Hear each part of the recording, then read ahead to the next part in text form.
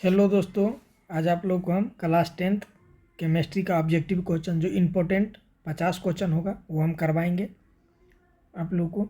इसी तरीके से आपको फिजिक्स का भी करवाएंगे, जितने पॉलिटिकल साइंस का भी, हिस्ट्री का भी, ज्योग्राफी का, इकोनॉमी का, सारा का ऑब्जेक्टिव क्वेश्चन हम दो दो तीन तीन सब्जेक्ट करा देंगे। यहीं से आपका क्वेश्चन पूछेगा। जो प्रीवियस ईयर पूछा हुआ क्वेश्चन है ना, उसको भी हम सॉल्व करवाएंगे, डिस्क्रिप्शन के साथ करवाएंगे, और जो नया नया क्वेश्चन होगा उसको करवाएंगे।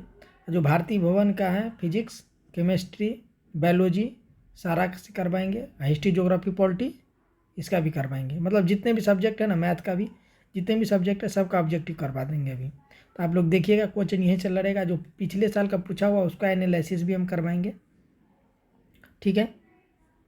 तो दूसरा क्लास है, एक हम पॉलिटिकल साइंस का डाले, वीडियो नहीं देखे हैं तो एचईवी एकेडमी 94 पे जाके आप लोग देखिए।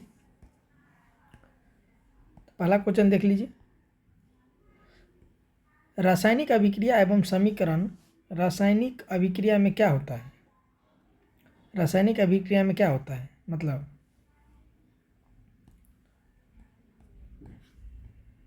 रासायनिक अभिक्रिया में क्या होता है? तो इसमें क्या पदार्थ बदलता है?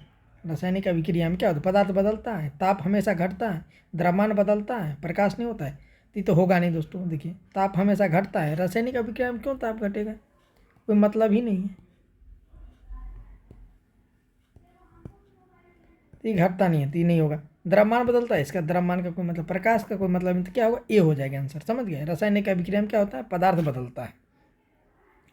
मान लीजिए कि पदार्थ कैसे बदलता है, मान लीजिए कि NaCl होगा प्लस H2O होगा, मान लीजिए। तो नमक और पानी है ना, तो मान लीजिए कि अभिक्रिया जो करवाएंगे तो क्या होगा? इसमें पदार्थ है ना, बदलेगा। तो बस दूसरा क्वेश्चन देख लीजिए। संतुलित रासायनिक समीकरण क्या दर्शाता है? संतुलित रासायनिक समीकरण क्या दर्शाता है? देखिएगा दूसरा क्वेश्चन, संतुलित रासायनिक समीकरण क्या दर्शाता है? तो सिर्फ उत्पाद दर्शाता है? नहीं। सिर्फ अभिकारक? नहीं। उत्पाद नहीं, अभिकारक नहीं दर्शाएगा। रंग बदलता है? रंग क्यों बदले? परमाणु संख्या समान होता है। जो संतुलित रहेगा ना, देखिए यहाँ संतुलित रासायनिक समीकरण, जो संतुलित रहेगा ना,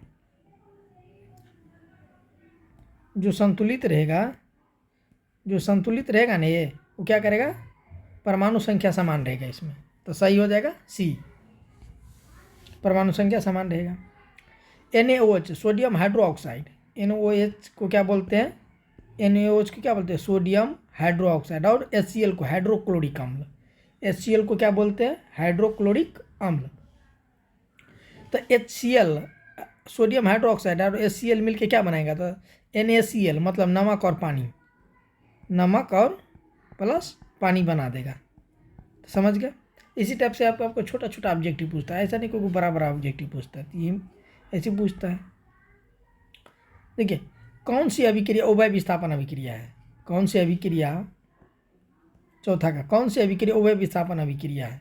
तो जिंक प्लस ये होगा नहीं, Ca कैल्शियम क्लोराइड ये होगा नहीं, H2 plus O2 plus 2H2 ये होगा नहीं, सिल्वर नाइट्रेट होगा प्लस NaCl, सिल्वर नाइट्रेट और NaCl होगा उभय विस्थापन अभिक्रिया। तो याद रखिए कौन होगा? सिल्वर नाइट्रेट और NaCl। 4 क्वेश्चन। पांचवा में क्वेश्चन देखिए, रासायनिक अभिक्रिया में द्रव्यमान नियम किसने बताया? रासायनिक अभिक्रिया में द्रव्यमान का नियम किसने बताया? पांचवा क्वेश्चन देख लीजिए, किसने? एवोगाड्रो ने बताया? नहीं बताया। वाइल्ड लेवेंजियर ने बताया? न्यूटन ने बताया? बोर ने तो न्यूटन तो बताया ही नहीं, बोर ने बताएंगे, एवोगाड्रो तो लेवेंजियर ने बताया। समझ गए? रासायनिक समीकरण में अभिकारक किस ओर लिखे जाते हैं? रासायनिक समीकरण में अभिकारक किस ओर लिखे जाते हैं? तो देखिए, किस ओर लिखे जाते हैं? तो दाईं ओर लिखे जाते हैं। ऊपर नीचे, ऊपर नीचे का तो कोई बात ही है, दाईं ओर बाईं ओर लिखे जाते हैं। तो क्या हो गया? बी आंसर हो जाएगा। अभिकारक बाईं ओर लिखे जाते हैं। विश्लेषण अभिक्रिया कंपोजिशन का उदाहरण है। विश्लेषण अभिक्रिया का उदाहरण कौन सा है? विश्लेषण अभिक्रिया का उदाहरण कौन सा है? तो बी हो जाएगा। विश्लेषण अभिक्रिया का उदाहरण बी हो जाएगा। विस्थापन अभिक्रिया किस में होती है? विस्थापन अभिक्रिया किस में होती है? तो विस्थापन अभिक्रिया किस में होती है? तो नमक का है तो जिंक प्लस इसमें बी में होगा copper sulphate, zinc plus copper sulphate B में होगा विस्थापन अभिक्रिया। रासायनिक संकेत ऐसे आप देखिए होइएगा, इसमें आप लोग केमिस्ट्री पढ़ते हैं तो जैसे देखते हैं कोई भी रिएक्शन रहता है तो उसको आप देखिएगा, जैसे कुछ भी लिखता है सोडियम क्लोराइड, अब मान लीजिए कि ऐसे तीर का निशान लगाया रहता है, ये रहता है तो देखिए सेम तीर का निशान है ऐसे। रासायनिक संकेत का मतलब क्या होता है? रासायनिक संकेत का मतलब क्या होता है? मतलब यहाँ से आगे ये भी कह सकते हैं बी मोटा मोटी अभिक्रिया समाप्त, अब तक नहीं, ये सब तो होगा ही नहीं, तो यहाँ से आगे भी कह सकते हैं क्वेश्चन हिसाब से। 11 से 20 अम्ल क्षार तथा लवण, 11 से 20 मतलब क्वेश्चन इसमें है तो इसका कोई मतलब नहीं है। मतलब अम्ल क्षार तथा लवण का पीएच मान क्या होता है? अम्ल क्षार तथा अम्ल का पीएच मान क्या होता है? तो अम्ल का पीएच मान कितना होगा? क्षार क्या होता है? जो 7 से ज़्यादा होगा उसको क्षार कहते हैं। जो 7 से कम होगा वो क्या होगा? अम्ल का पीएच मान क्या होता है? जो 7 से कम होगा, तो 7 से कम कौन है? सी आंसर हो जाएगा। जो 7 रहेगा जिसका पीएच मान हो क्या होगा? उदासीन होगा। समझ गए? देखिएगा अम्ल क्षार और लवण, तो जो अम्ल होगा उसका पीएच मान 7 से कम होगा, जो क्षार होगा उसका पीएच मान 7 से ज़्यादा होगा, जो जिसका पीएच मान 7 होगा एग्जैक्ट वो उदासीन होगा। तो समझ गए? तीसरा 3, क्षार का समान नाम क्या है? जो क्षार होता है उसका समान नाम क्या है? 12 नंबर क्वेश्चन। तो क्षार को क्या हम बेस भी कहते हैं कि नहीं कहते? बेस, नमक को कहेंगे, अम्ल को, गैस को तो कहेंगे नहीं। तो क्षार का समान नाम क्या होता है? तो हम बेस कहेंगे। समझ गए? NaCl किसका लवण है? NaCl किसका लवण है? 13 नंबर क्वेश्चन। NaCl किसका लवण है? Na प्लस Cl का। कितना आसान है? Na प्लस Cl का, Na प्लस Cl का मिलके क्या बना देगा? NaCl। तो NaCl किसका? इसका होगा, Na प्लस O का नहीं होगा, इसका होगा, इसका नहीं होगा, तो क्या होगा? C हो जाएगा। अम्ल और क्षार मिलाने पर बनता है, देखिए क्वेश्चन, ये सब तो क्वेश्चन आप लोग को आता भी होगा। अम्ल और क्षार को अगर मिलाएंगे तो क्या बनेगा? पानी बनेगा खाली? केवल लवण बनेगा? केवल पानी बनेगा नहीं, लवण बनेगा नहीं, गैस बनेगा नहीं, तो लवण और पानी बनेगा। अम्ल और क्षार को जब मिलाइएगा ना तो पानी और लवण बनेगा। तो समझ गए? HCl का मतलब क्या होता है? हाइड्रोक्लोरिक अम्ल। HCl का देखिएगा, आप केमिस्ट्री का 3rd चैप्टर पढ़िएगा ना, 3rd या 2nd चैप्टर 10th क्लास का भारतीय मत, तो उसमें दिया हुआ हाइड्रोक्लोरिक अम्ल पेट में बनता है, जो आपको खाना को तोड़ता है। जो भोजन होता है ना, भोजन को तोड़ने का काम करता है। अगर पेट में ज़्यादा हाइड्रोक्लोरिक अम्ल बन जाएगा, मान लीजिए पेट में ज़्यादा हाइड्रोक्लोरिक अम्ल बन जाएगा ना, तो आपको गैस की समस्या होने लगती है, गैस की समस्या होने लगती है। तो समझ गया? हाइड्रोक्लोरिक का उपयोग मुक्त होता है साफ सफाई में, साफ सफाई में भी किया जाता है। तो इसका आंसर मान लीजिए कि धातु खोखलेपन नहीं, तल चमक नहीं, ये नहीं, साफ सफाई में। देखिएगा हाइड्रोक्लोरिक अम्ल का उपयोग साफ सफाई में भी किया जाता है, लेकिन हाइड्रोक्लोरिक अम्ल पेट में भी पाया जाता है, जो भोजन को तोड़ने में काम आता है। अगर हाइड्रोक्लोरिक अम्ल पेट में ज़्यादा बढ़ा तो आपको गैस की समस्या होगी। समझ गए? कैल्शियम ऑक्साइड और हाइड्रोक्लोरिक अम्ल मिलके क्या बनाता है? बताइए आप लोग। Calcium, 16 number question, calcium oxide और हाइड्रोक्लोरिक अम्ल मिलके क्या बनाएगा? तो ये बनाएगा? नहीं बनाएगा। HCl बनाएगा? खाली O2 बनाएगा? मतलब ही नहीं है। Calcium chloride plus water H2O बनाएगा, कैल्शियम क्लोराइड प्लस पानी बना देगा। समझ गए? तो 15 के B। क्षार एक उदाहरण है, क्षार एक उदाहरण है, किसका उदाहरण है? क्षार, बताइए। क्षार एक उदाहरण है, किसका उदाहरण है? 17 का। तो HCl का उदाहरण, हाइड्रोक्लोरिक अम्ल नहीं, CO2 का, कार्बन डाइऑक्साइड नहीं, नाइट्रेट का इसका भी नहीं होगा। तो NaOH का सोडियम हाइड्रो ऑक्साइड, क्या है ये? सोडियम हाइड्रो ऑक्साइड, ऑक्साइड किसका है? सोडियम हाइड्रो ऑक्साइड का है। तो समझ गए। लवण का मतलब होता है, नमक को हम क्या बोलते हैं? हम लोग लवण बोलते हैं। 18 लवण का मतलब क्या होता है? लवण का बेस प्लस अम्ल हो जाएगा। लवण का मतलब क्या हो जाएगा? बेस प्लस गैस होगा, क्षार हो, खाली अम्ल होगा नहीं, बेस प्लस अम्ल हो जाएगा लवण का मतलब। अम्ल का स्वाद कैसे होता है? जो अम्ल होगा स्वाद में कैसा होगा? 19 का खट्टा होगा ना, खट्टा होगा। मीठा होगा? अम्ल नहीं होगा। इमली क्या होता है? खट्टा होता है ना, आप देखिएगा संतरा ये सब, मीठा, नमकीन, ये सब होगा ही नहीं, खट्टा होगा। क्षार का पीएच मान कितना होता है? अब ये बताया था आपको, क्षार, जो क्षार का पीएच मान कितना होगा? क्षार 7 से ज़्यादा। ये क्वेश्चन हम इसलिए इस टाइप के बनाए ना कि आपको ये पता चले। 7 से ज़्यादा तो आपको पता लगेगा, लेकिन इस टाइप में दे देगा ना तो आपको पता ही नहीं चलेगा। मतलब 7 से ज़्यादा होगा, ये हो जाएगा इसका आंसर, समझे? क्षार का पीएच मान 7 से ज़्यादा है। दूसरा अम्ल, पीएच मान 7 से कम हो जाता है। तीसरा, जो उदासीन रहेगा उसका केवल 7 रहेगा। तो समझ गए।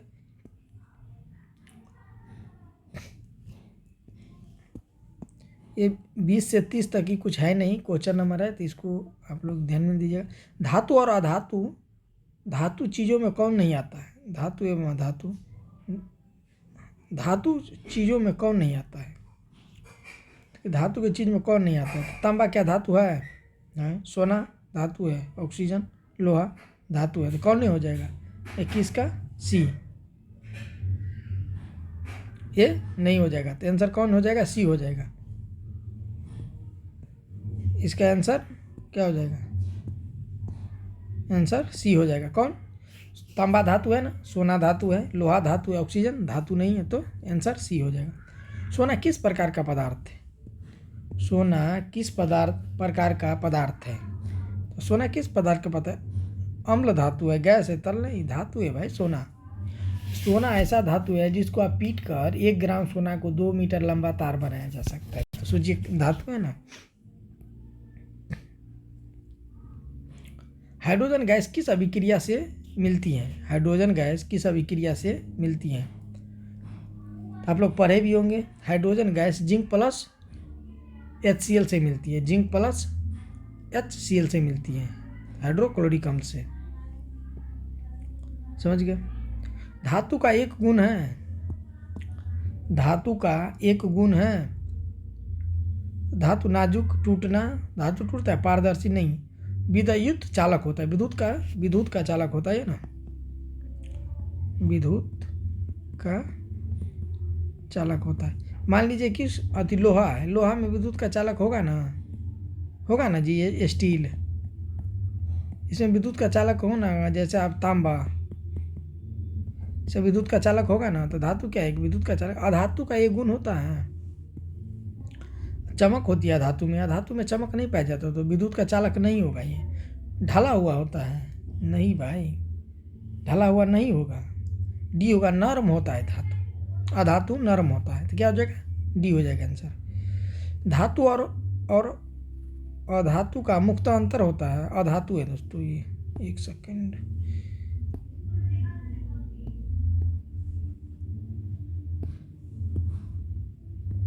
ये अधातु है। धातु और अधातु में मुक्त अंतर होता है, तो किस में अंतर होता है? धातु और अधातु में अंतर होता है, तो रंग का नहीं, घनत्व का, स्वाद का, नेतृत्व का ना। तो किस प्रकार से वो नेतृत्व कर रहा है? NaCl सिक्के में कौन है? NaCl सिक्के में कौन है? तो 27 नंबर क्वेश्चन देखिए, लवण होता है। क्या होता है इसमें? लवण होगा। लोहा किस श्रेणी में आता है? लोहा किस श्रेणी में आता है? 28 नंबर क्वेश्चन है। तो धातु में आता है। लोहा किस श्रेणी में, ये आपका प्रीवियस ईयर पूछा हुआ ही क्वेश्चन है। जो 10th का एग्ज़ाम हुआ था ना, उसका पूछा हुआ प्रीवियस ईयर ही क्वेश्चन है ये। तो इसमें से भी क्वेश्चन बार बार पूछा जाता है, इसलिए हम सोचे कि इसको करवा देते हैं। प्लास्टिक धातु है या अधातु है, बताइए आप लोग। धातु अधातु में तो अंतर जानते ही होंगे। प्लास्टिक धातु है या अधातु है, तो अधातु है, क्योंकि धातु में चमक होगी। देखिए धातु अधातु थोड़ा हम बता देते हैं आपको। देखिएगा, जो धातु होगी इसमें चमक होगी, इसे इलेक्ट्रिक पास होगा, इलेक्ट्रिक पास होगा, यह कठोर होगा। जो अधातु होगा इसमें चमक नहीं होगा, इलेक्ट्रिक पास नहीं होगा, यह मुलायम होता है, मुलायम होता है। तो क्या होगा, अधातु होगा। प्लास्टिक क्या है, अधातु है। इसको पीटा जा सकता है, फिर इसको लंबा बनाया जा सकता है। अधातु को लंबा नहीं बनाया जाता है, अधातु भंगुर हो जाता है, टूट जाता है। तो समझ गए। कॉपर सल्फेट में Cu क्या है, Cu देखिएगा कितना अच्छा क्वेश्चन है ये। इसको देखिए आप लोग, 30 नंबर क्वेश्चन। कॉपर सल्फेट में Cu क्या है। कॉपर मतलब क्या है, कॉपर मतलब क्या होता है बताइए। कॉपर धातु है कि लवण है कि अम्ल है, बताइए। तो कॉपर एक धातु है। आप लोग ने बोलते हैं किस आदि पंखा में किसका कौन सा तार एल्युमिनियम लगा हुआ है कि कॉपर लगा हुआ है। तो देखिए कॉपर एक धातु, ऐसे इलेक्ट्रिक आराम से पास होता है, इलेक्ट्रिक। तो क्या है, कॉपर एक धातु है, समझ गए। देखिएगा, कार्बन और उसके यौगिक तत्वों का वर्गीकरण, कार्बन का परमाणु संख्या होता है, तो कितना होता है कार्बन का परमाणु संख्या। 6 होता है, पहला ही होगा। कार्बन का परमाणु संख्या 6 होता है ना, इतना तो जानते ही होंगे आप, 6 होगा। कार्बन के यौगिक कौन कौन से हैं,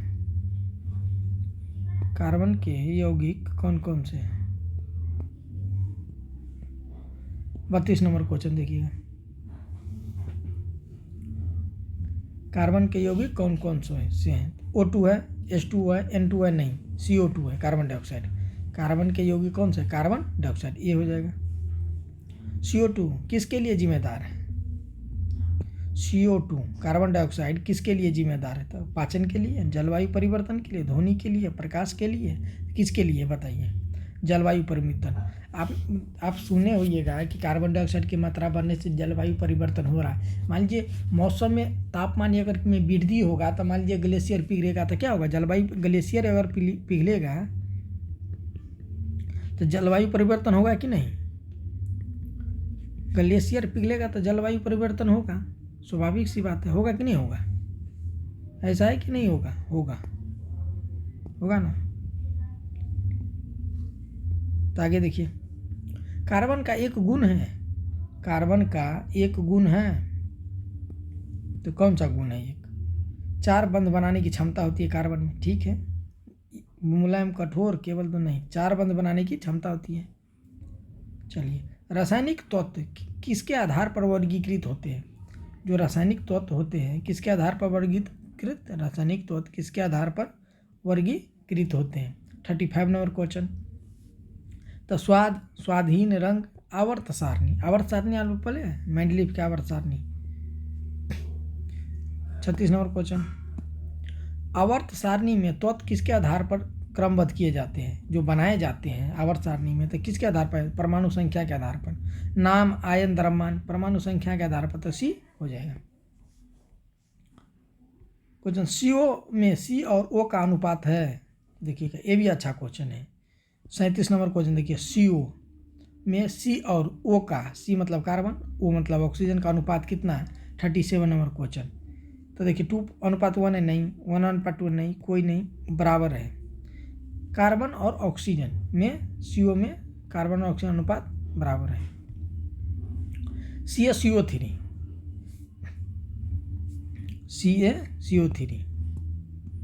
लवण है, अम्ल है, क्षार है, गैस है, क्या है। CaCO3 क्या है। 38 नंबर क्वेश्चन। तो अम्ल CO3 अम्ल है नहीं, क्षार है, गैस नहीं, लवण है। CO3 कैल्शियम क्या होगा, लवण होगा। सी का क्षमता क्या होता है, सी की क्षमता कितने बंधों में होती है, मतलब कार्बन, सी मतलब कार्बन की क्षमता कितने, 39 नंबर क्वेश्चन, कितने में होती है, तो 1 3 2, ये नहीं होगा, ये नहीं होगा, ये नहीं, कौन होगा, बी हो जाएगा, 4 बंध में होती है। तत्वों को वर्गीकृत करने में उपयोग कौन सी तालिका है, तत्वों को वर्गीकृत करने में आवर्त सारणी, नक्शा, डायग्राम, ग्राफ। 40 नंबर क्वेश्चन देखिए, अब ये इसे पिछले बात बताए थे क्या, आवर्त सारणी, तत्वों को वर्गीकृत कौन करता है, तो आवर्त सारणी। 41 नंबर क्वेश्चन देखिए, सामान्य रासायनिक विज्ञान या उपयोग आदि लवण NaCl का उपयोग क्या कहाँ किया जाता है, लवण मतलब NaCl का उपयोग नमक में, क्या कपड़ा धोने में, का खाना बनाने में, कितना आसान को जी क्वेश्चन है। अम्ल का pH मान किस संख्या से कम होता है, अम्ल का pH मान किस संख्या से, 42 नंबर क्वेश्चन देखिएगा, तो 7 से कम होता है। अम्ल का pH मान किस संख्या से कम होता है, तो ये नहीं होगा, अम्ल होगा 7 से कम होगा। देखिएगा 7 से जो कम होगा ना, 7 से कम तो अम्ल हो जाएगा। 7 से जिसका pH मान ज़्यादा होगा, 7 से ज़्यादा होगा वो क्षार हो जाएगा, जो 7 रहेगा वो उदासीन हो जाएगा, समझ गए। क्षार में इलेक्ट्रॉन्स का प्रवाह होता है, बताइए, क्षार में इलेक्ट्रॉन्स का प्रवाह होता है, इलेक्ट्रॉन का प्रवाह होता है, तेज होगा, धीमा हो गया, नहीं होगा भाई, इलेक्ट्रॉन का क्षार में प्रवाह होगा ही नहीं, तो ये क्या सी हो जाएगा answer. CO2 gas, CO2 carbon dioxide gas किस में मिलती है, किस में मिली होती है, पानी में, हवा में, मिट्टी में, लकड़ी में, हवा में मिली होती है ना। आप बोलते हो कि मोटरसाइकिल जा रहा है, ट्रक जा रहा है, कार्बन डाइऑक्साइड की मात्रा बढ़े, किस में बढ़ रही है, तो हवा में मिली होती है, किस में मिली होती है, हवा में। रसायन विज्ञान का एक